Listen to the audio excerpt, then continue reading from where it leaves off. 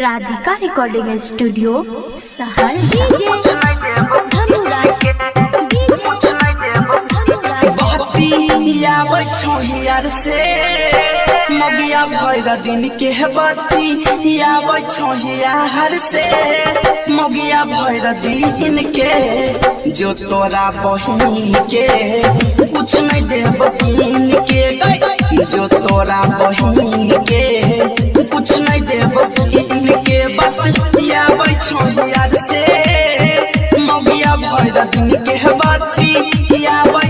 यार से मगिया भैर दिन के जो तोरा बहिन के कुछ नहीं देव कीन के जो तोरा बहिन के कुछ नहीं देव कीन के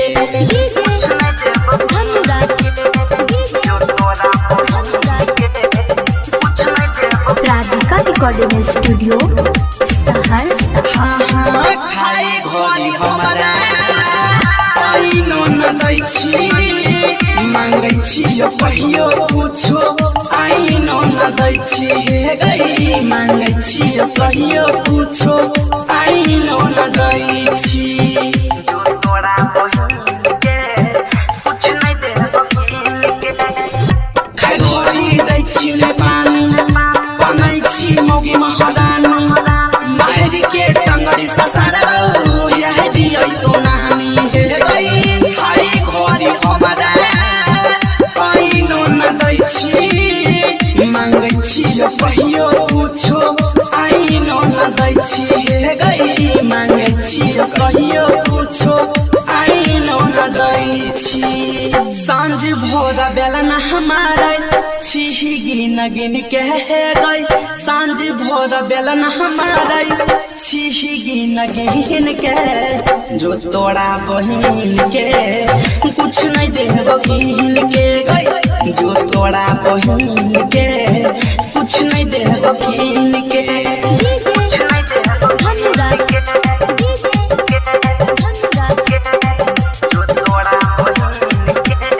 कुछ नहीं देव हे गई सारा सुजी तैयार कल तो बर्बादी चैली चैबो छोड़ी के मगिया रही है तू आजादी हे गई चैली चैबो छोड़ी के मगिया रही है तू आजादी चैली चैबो छोड़ी के मगिया रही है तू आजादी जीवन बबी कल को धोखा न दल को संभर के मौका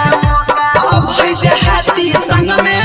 माहिर ले चौका हे गई तारा वंश जीत अगुआ कल को बर्बादी चैली चैबो छोड़ी के मगिया रही है तू आजादी हे गई चैली चैबो छोड़ी के मगिया रही है तू आजादी किसन कन्हैया हेक तो फोन छीन के हे गई किसन कन्हैया सुन रे फेक तो फोन छीन के जो तोरा बहिन के कुछ नहीं देव कीन के जो तोरा बहिन के कुछ नहीं देव कीन के बतिया